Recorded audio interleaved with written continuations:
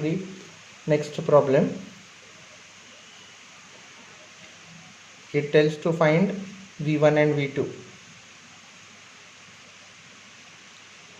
For this, we are considering this diagram.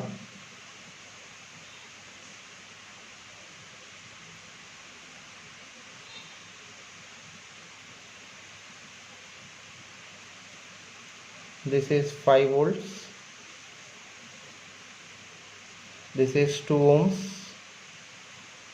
This is minus plus 4 times I, 5 ohms, plus minus voltage is given as V2 and V1 is given here.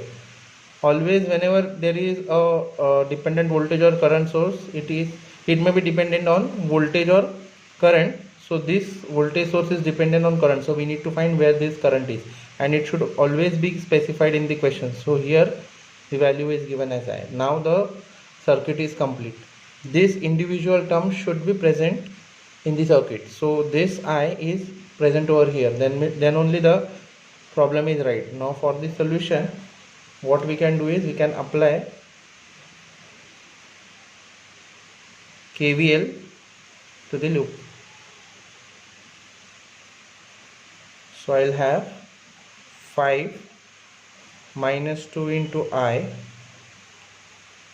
plus 4I minus 5 into I equals to 0, because the current assumed over here is I.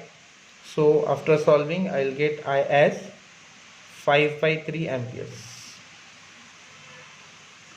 So once you get I, you can find V1 and V2. What is V1?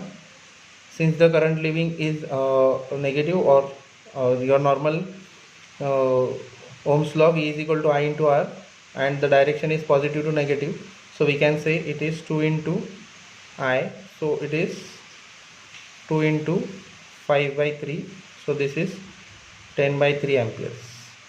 And for V2, it is 5 into I, so 5 into 5/3, so we'll get it as 25/3. Sorry, this is volts and this is also volts, since we are finding V1. Therefore I can say V1 is 10/3 volts and V2 is 25/3 volts. So these are the values of V1 and V2.